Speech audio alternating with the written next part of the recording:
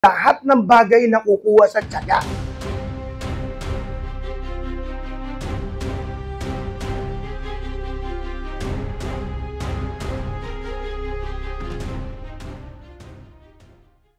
Itong tinatawag na New Distributor Orientation, ito po ang nagpalawak ng aking karunungan sa larangan ng network marketing.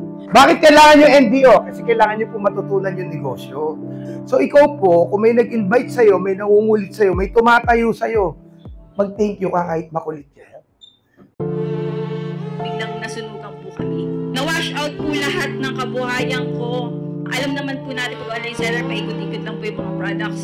So yun po talaga, wash out na zero. Parang sobrang down na down po ako nun. Pero po, may nagsabi po sa akin na isa pong leader po sa MGI na sabi niya, Maylene, ituloy mo lang ang MGI kasi dito ka babawi. Sobrang triple pa yung binigay po sa akin ng Panginoon through MGI po. Malimit kasi yun sa atin na, sige sa kanila. Kung meron kayong gustong gawin, gawin nyo siya ngayon. Sometimes later becomes never. Di ba? Gawin mo yan ng buong puso mo. Kung bakit naman po ako napunta sa MGI, dati hindi rin ako naniniwala rito. Kasi ang sabi sa akin, yayaman daw, yayaman. Sabi ko, yan na naman, basta may product, yayaman. Di mo yayaman. Eh, nangyari yumaman ka sa MGI, sumama na ako.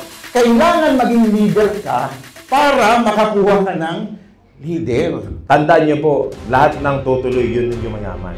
Hindi ka man ganun kayaman ngayon, tandaan mo, tumuloy ka lang, yayaman at yayaman ka kay NBI.